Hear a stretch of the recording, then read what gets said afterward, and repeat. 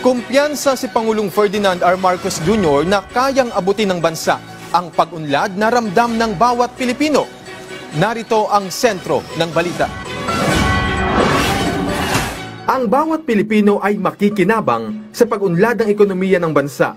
Dahilan upang matapos na rin ang cycle o siklo ng kahirapan sa hinaharap. Ito ang mensahe ni Pangulong Ferdinand R. Marcos Jr. matapos makamit ng Pilipinas ang credit rating upgrade na A- mula sa Japan-based Rating and Investment Information Incorporated o R&I, bunsod na matatag na economic performance.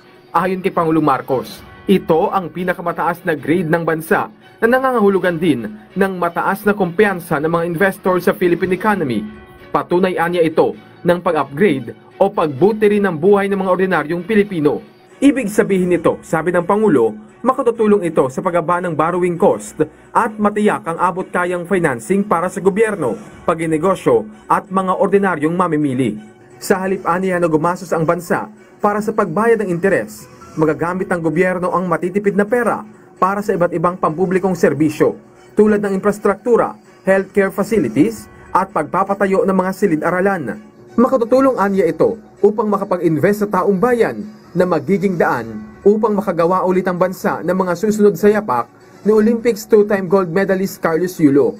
Sa patuloy na pagpapabuti ng credit rating ng bansa, tiwala si President Marcos na magdudulot ito ng mas maraming dekalidad na trabaho at mas mataas na kita sa bawat Pilipino.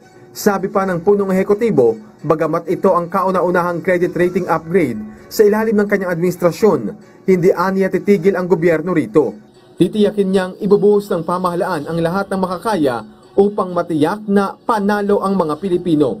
Sa huli, sabi niya, tuloy ang laban para sa bagong Pilipinas. Alan Francisco, para sa Pambansang TV, sa Bagong Pilipinas.